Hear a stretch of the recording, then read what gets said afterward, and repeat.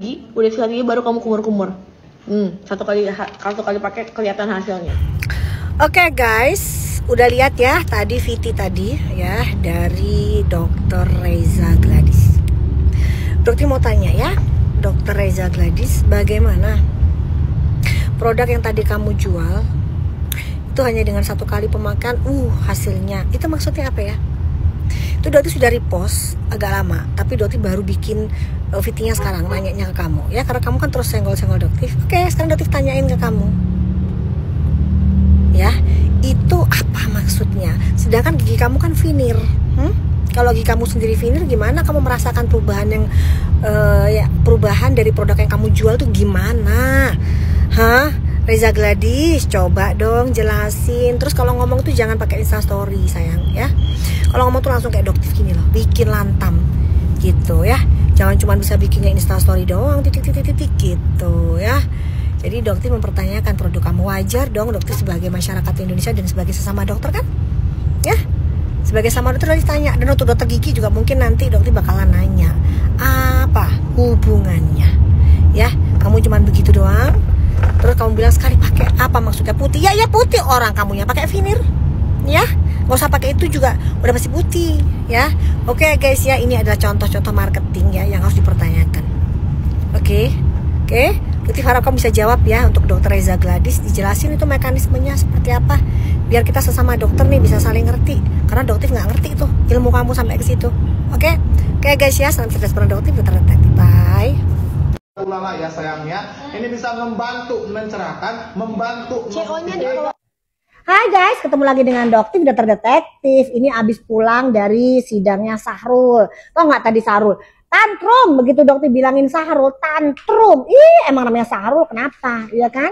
Oke guys ya, dokter mau ngebahas masalah yang tadi, ini ilmu buat kalian. Sebenarnya tadi ya, itu konten tadi sudah memberikan clue buat kalian ya. Produk dari SW. Oke, tadi dia habis, kalian lihat kan? Sendoknya habis dari mulut sama dia dimasukin lagi ke botol. Itu ada 3 guys, alasannya dia dengan santainya dia begitu. Yang pertama, pH-nya rendah, jadi bersifat asam. Tapi itu terbantahkan ya, kenapa? Karena kan suplemennya manis guys, jadi nggak mungkin asam. Oke. Yang kedua, dengan tambahan bahan pengawet ya, jadi pengawetnya tuh tinggi, makanya dia santai banget, dari mulut masukin lagi ke botol. Ini jorok banget sih. Yang ketiga itu tinggi gula guys ya. Begitu produk itu tinggi gula, dia akan menyebabkan bakteri itu berhenti untuk tumbuh. Jadi terhambatnya pertumbuhan bakteri ya. Jadi dia pede banget tuh, abis dari mulutnya dia masukin. Itu clue buat kalian bahwa memang produk itu tinggi gula. Kan? Ya udah, Reza, bener nggak omongannya dokter kali ini edukasinya? Ya. Terus kamu di situ, ini yang formula baru ya, ada yang namanya susu skim. Skim, guys. Ya, jadi hati-hati ya buat yang konsumsi produk tadi ya. Kalian bukannya putih tapi kena kencing manis ya.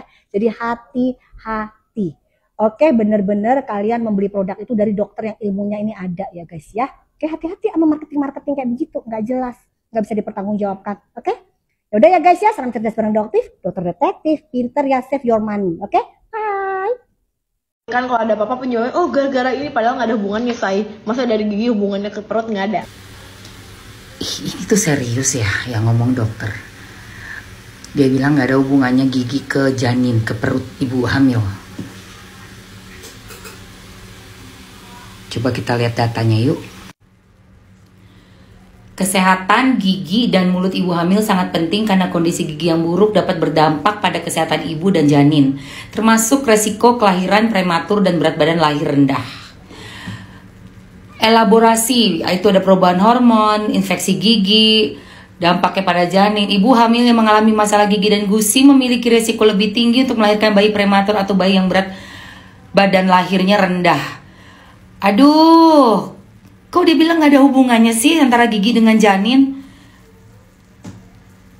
Coba deh dokter-dokter yang lain tolong dong. Ini kita orang awam nih jadi bingung nih sama pernyataannya si dokter ini.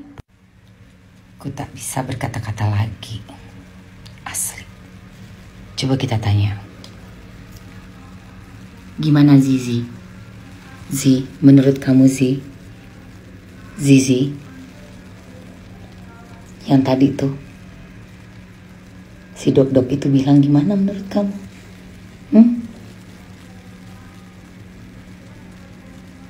Capek gak sih? Capek sayang, capek. Capek ya? Bobo sayang ya. Bobo ya sayang ya. Bobo sayang. Laporannya buat Nikita Mirzani Lebaran di Jeruji Besi. Reza Gladys terekam ajak suami temui penyidik. Sosok Dr. Reza Gladys sempat jadi sorotan saat awal perseteruannya dengan artis Nikita Mirzani. Mengaku sudah sempat serahkan uang sampai miliaran rupiah, Dr. Reza Gladys mempolisikan Nikita Mirzani atas tudingan pemerasan.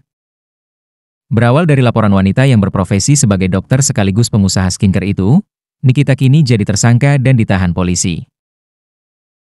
Nikita Mirzani juga harus melalui momen Lebaran Idul Fitri dari balik jeruji besi. Kini usai lebih dari 40 hari Nikita ditahan, Reza Gladys dan sang suami bersama kuasa hukum nampak terlihat berada di Polda Metro Jaya. Ditemui awak media, mereka nampak enggan banyak berkomentar soal perpanjangan masa penahanan Nikita. Biar penyidik saja urusannya, kata suami Reza Gladys di Polda Metro Jaya. Baru-baru ini, begitupun dengan kuasa hukum Reza Gladys, Julianus Paulus Sembiring yang tak mau menanggapi. Julianus Paulus Sembiring hanya membahas soal maksud kedatangan kliennya ke Polda Metro Jaya. Pada prinsipnya kami hari ini adalah memenuhi panggilan penyidik sesuai petunjuk dari jaksa, ujar Julianus Paulus Sembiring. Pihak Reza Gladys juga tak menyebut harapan dua terlapor lainnya, Dr. Oki Pratama dan Doktif agar menjadi tersangka. Lagi-lagi pihak Reza Gladys menyebut akan menyerahkan pada proses hukum yang berlaku. Jadi kami pikir biarkan nanti penyidik menentukan apakah tersangkanya ditambah atau tidak kami belum tahu. Tapi sampai sekarang kami hanya tahu ada 2 tersangka. Tutup Julianus Paulus Sembiring. Seperti diberitakan sebelumnya, Nikita Mirzani dan sang asisten, Ismail Marzuki alias Mel menjalani penahanan setelah ditetapkan sebagai tersangka kasus dugaan pemerasan dan tindak pidana pencucian uang yang dilaporkan Reza Gladys. Penahanan terhadap Nikita Mirzani dan Ismail dilakukan setelah keduanya menjalani pemeriksaan sebagai tersangka pada 4 Maret 2025. Awalnya, Nikita Mirzani dan Ismail Marzuki menjalani penahanan selama 20 hari. Akan tetapi, pada 24 Maret 2025, penahanan keduanya diperpanjang 40 hari. Sementara itu, 2 terlapor atas laporan Reza Gladys, Dr. Oki Pratama dan Doktif belum menjadi tersangka. Ini tuh ya, sekali pakai langsung, ya. Cara pakainya cukup ketempelan aja, ya. Lalu kesurupan, ketempelannya tuh di sini ya, di sini ya. Ya, gitu ini di atas, ya. Ini yang di bawah. Terus ini tuh ngilangin bau mulut juga, say. Ya karena ditutup mulutnya. Kamu diamin 30 menit ya. Sekali pakai langsung kelihatan hasilnya. Ya, ini boleh buat ibu hamil, tapi tidak dianjurkan, ngerti nggak? Lagian ini kan hanya di gigi, nggak sampai ke perut, nggak ada hubungannya, say. Ya, gitu ya. Siapa bilang? Siapa bilang ada hubungannya? Wanita hamil itu kan di perut ya, di perut. Perut. Tidak ada hubungannya sama gigi ya, percaya sama dokter ya. Mulut di atas, perut di bawah. Jadi kalau kamu ibu hamil nelen yang kau tempel di gigi ini tidak masuk ke perut, tapi langsung keluar jadi air mata begitu. Saya ini dokter, percaya sama saya begitu. Jadi ini harganya hanya 450.000 ya. Sekali pakai ya langsung tuh ya. Seperti noda-noda di kain itu, kalau ditetesin baking soda begitu. Nah, enggak begitu. Karena ini gigi cikali, bukan kain ya, begitu. Salah begitu. Di mana lagi kamu dapetin niacinamide yang bisa diminum? Minumnya di pagi hari, bangun tidur dan mau tidur. Kamu uyup, oke? Kamu bisa diseduh sama air. Kalau aku biasanya nggak pernah diseduh sama air, jadi aku taruh badan dah. Nah, 2 sendok makan. 2 sendok makan saya. pelan-pelan nggak? Germet deh.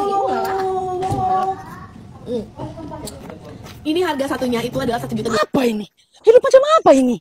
Gladys, bagaimana caranya dokter sebagai dokter edukasi ini? Kita ini sebenarnya bingung ya. Niacinamide diminum. Baru ini kita dengar niacinamide diminum. Kok kita pakai skincarean ini untuk di kulit? Tapi efeknya mana sebenarnya ini? Bingung kita. Terus pertama diuyup. Apa sih uyup itu? Taruh di bawah lidah. Kedua dia taruh di atas lidah. Terus kalau diminum sebelum tidur itu akan di bawah kita punya gigi itu semua jadi, semua keropos kita pakai gigi ini. Lama-lama kalau dia mau pakai seputih ini, bukan cuma kita pakai kulit yang putih. Lama-lama ini kita pakai ginjal-ginjal, kita pakai usus-usus itu seputih semua. Ini macam apa ini? Dokter macam apa ini? Seharusnya kasih edukasi yang bagus. Jadi kita bingung ini. Kita mau minum atau kita mau oles kita pakai kulit.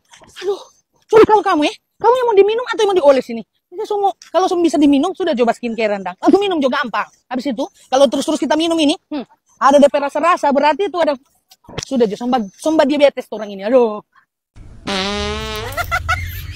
Kalau itu ampuh kenapa dokter bala finer gigi? Pertanyaan macam apa itu? Ganti tuh pertanyaan lain. Dokter nggak bisa jawab. Terlalu sulit itu pertanyaannya begitu. Dokter juga manusia biasa, semua pertanyaan tidak bisa dokter bisa jawab. Apalagi tentang keputihan gigi ini, tentang prodi dokter yang ketempelan gigi ini begitu ya. Salah begitu. Mulai lagi kumat lagi nih. Kalian dokter ajarin ya gimana cara tahu bahwa ada keterkaitan dengan bujur apa enggak. Ini dokter nanya, Reza Gladys, ini putusan kamu ya Reza Gladys ya. Dokter itu kemarin buat Viti itu nanya, karena dokter nggak ngerti ya, dokter nggak ngerti gimana mekanismenya itu strip bisa bikin ke gigi jadi putih gitu, putih ya dalam satu kali pemakaian. Itu dokter nggak nyampe. Nah kamu kan nyampe tuh ya kan, ininya otaknya nyampe.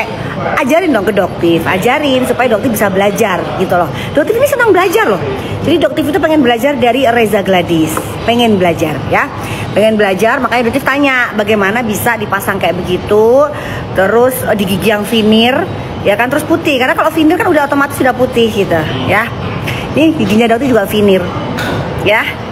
Gigi itu juga veneer, jadi udah nggak perlu begituan ya. Yang perlu gosok gigi, rajin gosok gigi, rajin scaling, rajin bersihin karang gigi gitu. Itu kalau dokter ya. Kalau gini dokter nggak ngerti ilmunya, belum ada pelajarannya di kedokteran itu. Nggak mungkin kamu ambil kursus yang lain ya Reza Gladys ya, ambil kursus yang lain sehingga kamu bisa menjelaskan ke dokter itu. Ngomong kamu bisa ngomong kan, bisa bicara kan Reza Gladys, bukan cuma ngetik-ngetik gini. Dan ini bahasanya kelihatan banget. Selanjutnya bagian kamu sabar ya, beberapa hari ke depan kamu yang digoreng. Instruksi ke bujur nggak sih nih? Ayo, instruksi ke bujur enggak? Ini bujurnya yang ngaku loh. Bujurnya yang ngaku. Ya, bukan veneernya di bagian belakang. Jadi dokter itu veneernya tuh di depan, di belakang ini enggak guys. Jadi bagian di depan aja yang veneer, di belakang enggak gitu. Karena kan nggak kelihatan juga kan. Jadi veneernya hanya di bagian. Tapi tetap aja meskipun veneer tetap aja scaling tetap, tapi hati-hati karena kalau dia terlalu kasar dia bisa lepas ya. Tapi tetap scaling tapi lebih hati-hati. Tapi belakang depannya juga tetap semuanya dibersihin karang giginya. Yang scaling apa sekarang giginya gitu ya. Dokter nggak di bagian dokter gigi, jadi kakak paham tuh bahasanya. Ya, tapi yang jelas dokter nggak pernah pakai strip-strip begituan. Dan dokter nggak ngerti gimana caranya bisa jadi putih. Udah jelasin aja apa ilmunya. Dokter penasaran nih ilmunya. Susah amat sih buat jelasin. Dosen dokter itu harus bisa jelasin ilmunya loh. Ya. Oke, harus dijelasin. Jadi misalnya seperti misalnya begini. Dokter jelasin serumnya dokter misalnya ada kandungan niacinamide, tranexamic, arbutin, galactomyces itu sebagai antioksidan. Dokter bisa jelasin. Kamu juga jelasin barang yang dijual itu apa gitu. Bisa dijelasin bagaimana bisa mencerahkan gigi, memutihkan gigi. Sistemnya bagaimana gitu. Dan dari gigi itu mulut itu bisa ibu hamil nggak direkomendasikan tapi boleh lah. Itu aneh juga itu. Nggak direkomendasikan tapi boleh ya. Ini bingung juga ini gimana ceritanya ini. Gitu ya, kalau nggak direkomendasikan ya sudah jangan, kan gitu aja. Stevia itu gula. Dokter gigi, para dokter gigi di Indonesia. Iya. Boleh nggak? Yang disuruh muncul dokter gigi, kok yang muncul malah karang gigi? Udahlah guys, selama ini ya kalian lihat aja lah mana yang memperjuangkan kebaikan konsumen dan mana yang mencoba menipu konsumen. Mau kita adu apapun, adu data, adu fakta segala macam sama si Miss Mixer ini, nggak akan bisa karena emang kerjaan dia ngebantahin semua itu. Dia dibayar buat itu. Jadi kalau kita semua berharap dia berpikir dan berargumen secara objektif, ya kayaknya nggak mungkin sih. Kalau prinsip gue ya, sekali pengusaha itu udah nipu konsumen, udah memanfaatkan konsumennya, menurut gue nggak perlu lagi sih kita mikirin untuk beli produknya dia. Ya ngapain, kita sekali udah ditipu, ngapain sampai kita mau ditipu kedua kali, ketiga kali, 4 kali, segala macam. Udah, cancel aja. Kalau lu sampai masih beli produknya dia, ya lu akan jatuh ke lubang yang sama untuk kedua kalinya. Punchline terakhir, sekarang coba Mbak Maxer, coba lu konsumsi itu aja, rutin lu konsumsi. Lu ada nggak konsumsi produk dia? Satu aja, ada nggak? Kalau ada, lu buktiin lu konsumsi produk dia semuanya. Lu kalau bisa lu konsumsi produk dia, ada nggak? Berani nggak? Nggak berani kan?